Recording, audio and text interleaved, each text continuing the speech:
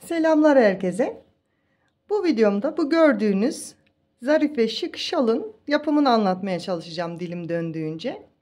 Gördüğünüz gibi gerdirme işleminden sonra dantel gibi, tül gibi zarif, çok şık bir şal oldu.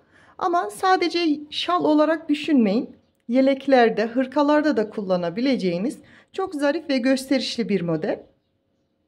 Ama ben videoya geçmeden önce kısaca bilgi vermek istiyorum. İlmek sayıları ve kullandığım ip hakkında. Ben şalımı bildiğiniz gibi bütün şallarımda angora iplik kullanıyorum. Hangi markayı kullandığınız aslında çok önemli değil. Angora, tiftik ipler bu şallarda güzel sonuç veriyor. Şiş olarak da ben 4 milim şiş kullandım. Ama eliniz çok gevşekse 3,5, eliniz daha sıkıdır 4,5, 5 milim şişe kadar örebilirsiniz. Yelek olarak daha önce bu modelden çalışmadım. Bildiğiniz gibi ben genelde şal siparişi alıyorum ve şal olarak satış yapıyorum, örüyorum. Ve şallarımda genelde 4 milim ve angora iplik kullanıyorum. Ama yelek örmek istiyorsanız küçük bir modelde denersiniz. Kaç santim geldiğini ölçersiniz. Elinize uygun şiş kullanacağınız iple birlikte daha sonra kaç ilmek başlayacağınızı, nasıl devam edeceğinizi ona göre belirlersiniz. Örneğim hakkında da şöyle kısa bir bilgi vereyim. Örneğimiz 16 ilmek ve katlarından oluşuyor. Yani şuradan başlayıp buraya geldiğimizde bir örnek oluyor ve bu 16 ilmeğe tekabül ediyor. Ben 7 örnek başladım bu şalda. Toplamda 16, 16, 16 şeklinde 7 örnek başladım. Şalımın her iki kenarında da, kenarlarda 4'er veya 5'er ilmek, bu sizin tercihinize kalmış bir şey, haroşa kenar yaptım. Bu şalda 4'er ilmek yapmıştım ama diğer şallarımda 5'er ilmek yapıyorum. Yani bu sizin göz kararınıza, yapmak istediğinize göre. Modeli örmeye başlamadan önce ve bitirirken kenarlarda kaç ilmek haroşa yaptıysak, yani atıyorum 6 ilmek, 7 ilmek, yani ben 5 ilmek yapıyorum. 5 ilmek kenarda haroşa yaptıysam başlarken de 5 ilmek haroşa yapıyorum. Modeli bitirip şalımı tamamlamadan önce de 5 diş haroşayla bitiriyorum. Ama 4 diş yaptığımda kenarda 4 diş varsa haroşam, başlarken ve bitirirken de 4 diş yapıyorum. Yani kenarlarla doğru orantılı başlarken ve bitirirken haroşa sayınızı ekliyorsunuz. Dediğim gibi 16 ilmek ve katlarından oluşuyor. 7 tekrar, kenar ilmekler hariç, bu kenarda kullandığımız haroşa ilmekler hariç 112 ilmek. Ve modele başlamadan önce gördüğünüz gibi burada da bir düz ilmek her modelin arasında devam ediyor. Onu başta da ekliyoruz modeli tamamlaması için. Yani 7 örnek 112 ilmek ediyor. Kenardaki bir düzü de eklediğimizde 113 ilmek ve kenarlara da kaçar diş haroşa ilmek sayısı koyacaksanız o kadar ilave ediyorsunuz. Yani 5'er ilmek koyduğumda 123 ilmekle başlıyorum. Boyunu ne kadar örmek istiyorsunuz? O da sizin isteğinize bağlı ama ben hani gerdirme yapıyorum ya da ütülediğinizde açılabiliyor. Ben şöyle hesaplıyorum. Boyunu da örgümüzü ördükçe buradan yapraklar oluşmaya başlıyor. Bu yaprak boyunu ben bu şalda 32 yaprak yaptım. 33, 34 yaprak da yapabilirsiniz. Elinize göre farklı da düşebilir. Ben 32 yaprak, ende de 7 örnek yaptığım zaman 70'e 170 santim ebatında bir şal elde ettim. Tabii ki yine dediğim gibi elinizin sıkılığı, gevşekliği, kullandığınız ip, şiş, bunlar ölçüsünde ve yaptığınız gerdirme işlemi veya ütü yapıyorsanız ütü, bunlar ölçüsünü değiştirir. O yüzden ya küçük bir parçada başlayıp ona göre ölçü belirleyebilirsiniz. Gerdirme ya da ütüyle de en son halini, en son santimini alabilirsiniz. Ya da benim ölçülerimde yaptığınızda işte güzel bir şalınız olmuş olacak. İsterseniz hemen videomuza geçelim. Ben şişime 39 ilmek attım. 2 örnek üzerinden göstereceğim şimdi. Dediğim gibi 16, 16, 32 ilmek. Bir ilmek de örneğin başında koyuyorduk. Ve kenarlara da 3'er ilmek ekledim. Size de tavsiye ederim. Bir örnek, herhangi bir model örgü işi yapacağınız zaman önce küçük bir parçada elinizi alıştırıp ölçünüzü çıkarıp daha sonra örneğe başlayabilirsiniz. Böylece yanılma, sökme payınız da ortadan kalkmış olur. Ben kenarlardaki 3 diş haroşamı önden de arkadan da düz örerek alıyorum. Ama sizin eliniz ters örerek alışıktır. Yani nasıl alışıksanız öyle yapabilirsiniz. 3 diş haroşamı ördüm ve model kurulumuna başlıyorum. Bir düz ördüm. Kenar ilmeğimden sonra bir düz. İpimi şişime dolayarak bir artırma yaptım. Ve 3 ilmek düz örüyorum. Ne yaptım? 3 ilmek kenar ilmeğimi ördüm. Bir düz, bir dola ve 3 ilmek düz ördüm.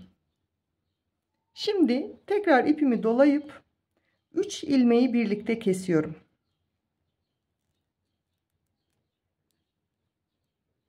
Tekrar doladım. Bu kez 2 ilmeğimi birlikte kesiyorum.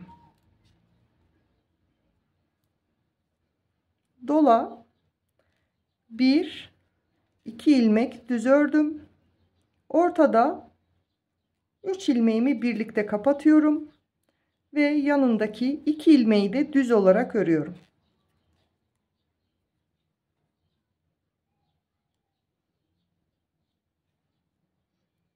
Tekrar dola, bir düz, dola. Yani buraya kadarki kısımda bir örnek yapmış olduk. Şu an tabii ki daha net belli değil. Ama birkaç sıra ilerledikten sonra modelimiz ortaya çıkacak.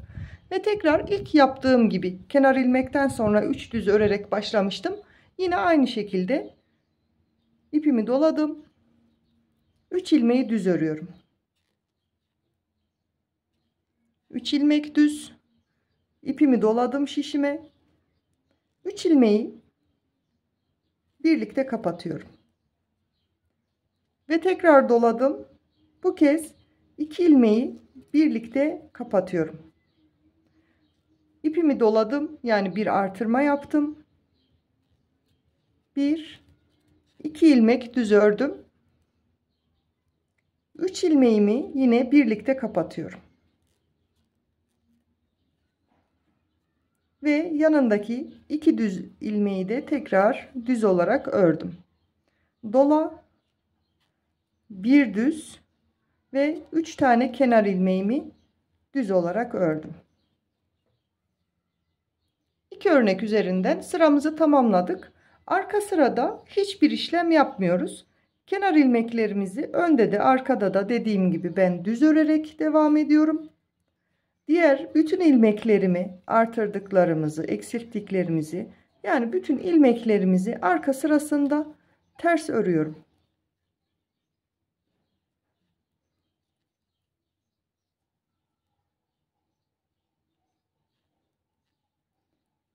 Modelimiz yaprakların oluşumundan bir yaprak açılırken bir yaprak kapatarak o şekilde oluşuyor. Birkaç sıra ilerleyince zaten modelde kendini belli etmeye başlıyor. Hiç zorlanmadan öreceğiniz, sonucu da güzel olan bir şal elde edeceksiniz. Ama şal örmezseniz yelek, hırka, onlarda da değerlendirilebilecek bir model. Ve yine kenar ilmeklerimi düz olarak örüyorum. Ve ikinci sıramıza geçtik.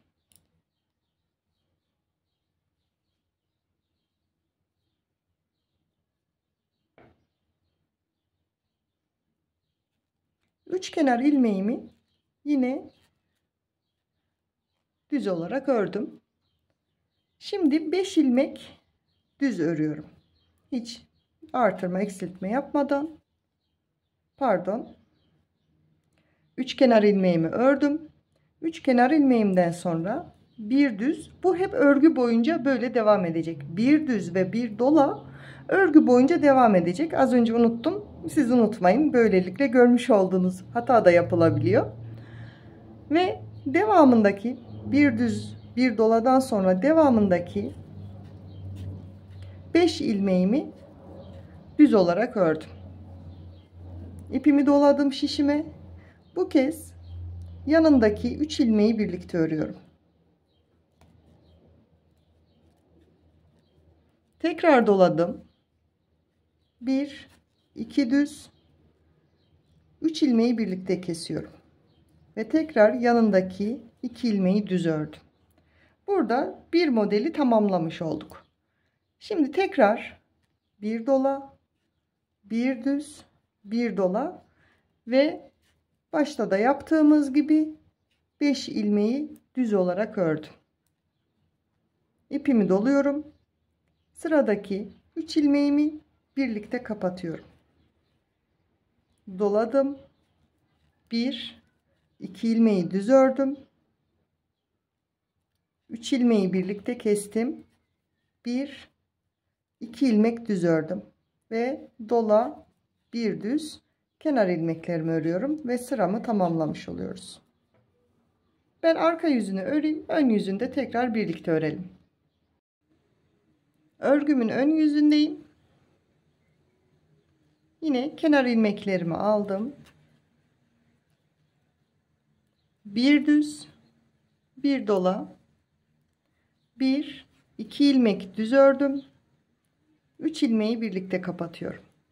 Yanındaki 2 ilmeği de düz olarak ördüm. Dola, 2 ilmeği birlikte kes.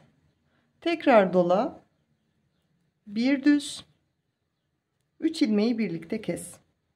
Bu 3 ilmeği birlikte kapattığımız yerler hep böyle ortada denk geliyor üst üste. Tekrar bir düz, dola, bir düz, dola, bir düz. Yine bir örneğimizi tamamladık ve sıra başında yaptığımız gibi tekrar dola, 2 ilmeği düz ördüm, üçünü birlikte kapattım, 2 ilmek düz ördüm, ipimi doladım,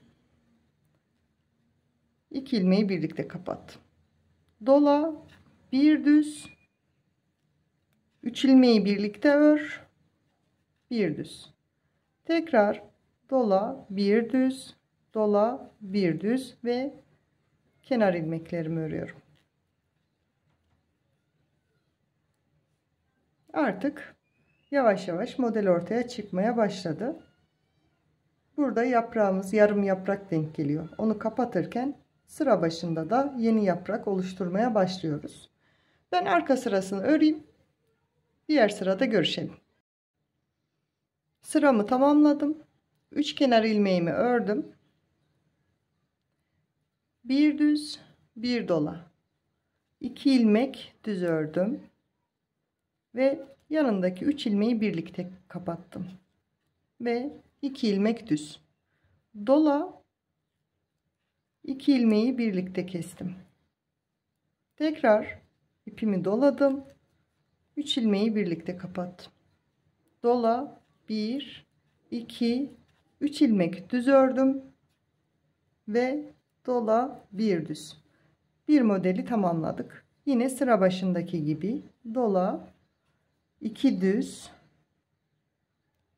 3 ilmeği birlikte kes, 1 2 ilmek düz ördüm. Dola, 2 ilmeği birlikte kapattım. Başını doladım ipimin, tekrar 3 ilmeği birlikte kapattım ve dola, 3 düz, dola, bir düz ve kenar ilmeklerim.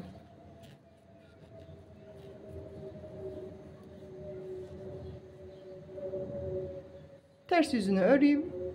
Bir sonraki sırada tekrar birlikte örelim. Sıramı tamamladım. Örgümün ön yüzündeyim. 3 ilmeğimi yine düz olarak ördüm. Bir düz, bir dola, 2 ilmek düz,